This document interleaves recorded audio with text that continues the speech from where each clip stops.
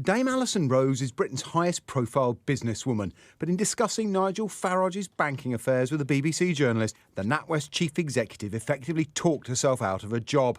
Her fate confirmed in the early hours of Wednesday when the Prime Minister and Chancellor withdrew their support. We've reiterated on the meeting this morning with representatives across the banking and building society sector that it is wrong to do that. It's not what the government expects. We're bringing forward new regulations to make that even clearer.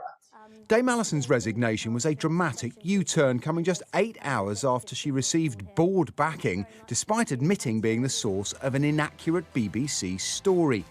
At a charity dinner, she told its business editor Mr Farage was dumped by Coutts for purely commercial reasons. In fact, the NatWest-owned private bank was concerned his politics clashed with its own values. The first rule of banking is you have to obey client confidentiality. So they have made a complete and utter mess of this. And I frankly think any member of the board that supported that statement last night simply shouldn't be there.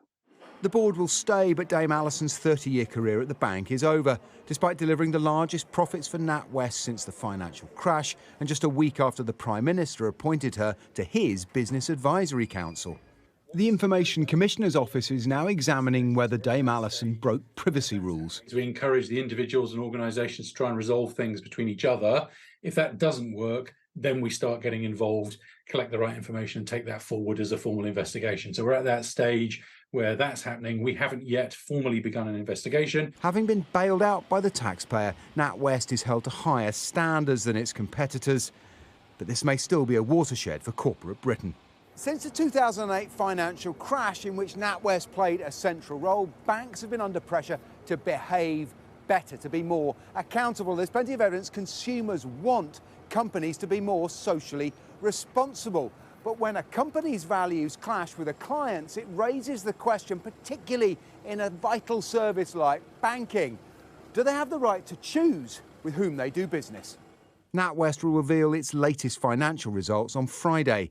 Nigel Farage has already inflicted a heavy defeat. Paul Kelso, Sky News.